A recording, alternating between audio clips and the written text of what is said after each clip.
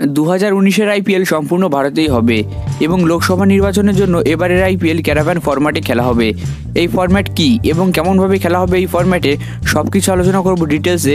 তো ভিডিওটি শেষ পর্যন্ত অবশ্যই দেখুন এবং আপনি যদি আমার চ্যানেলে নতুন হয়ে থাকেন এবং ক্রিকেটের একজন ফ্যান হয়ে থাকেন তাহলে এক্ষুনি চ্যানেলটিকে সাবস্ক্রাইব করে পাশের বেল আইকন অবশ্যই প্রেস করুন। তো চলুন বন্ধুরা, ভিডিওটি শুরু করা যাক।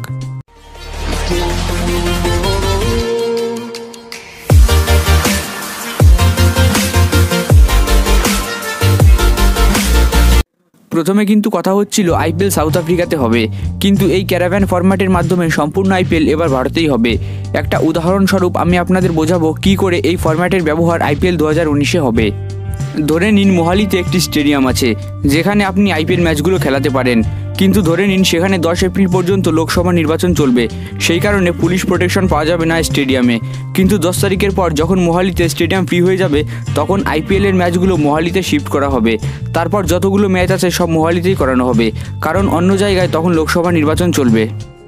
তারপর ধরুন এরকম করে 15 এপ্রিল দিল্লির স্টেডিয়াম ফ্রি হয়ে যাচ্ছে, তখন মোহালি থেকে কিছু ম্যাচ শিফট করে দিল্লিতে করানো হবে। তাহলে দুটো ভেন্যু অর্থাৎ দুটো স্টেডিয়াম আপনার কাছে অ্যাভেলেবেল হয়ে যাবে। এরপর ধরে নিন কলকাতার ইডেন গার্ডেন্স ফ্রি হয়ে গেল, তখন সেখানে কিছু ম্যাচ করানো হবে। তো এইভাবে ক্যারাভান ফরম্যাটে আইপিএলকে শিফট করে করে খেলানো হবে। এর থেকে কিন্তু হোম ম্যাচ এবং অ্যাওয়ে ম্যাচের যে ফরম্যাট সেটাতে একটু সমস্যা হবে।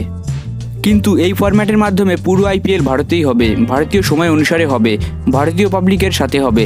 প্রত্যেকটা টিম এই কন্ডিশনেই খেলবে যাতে আইপিএলের ফেভারটা বজায় থাকে।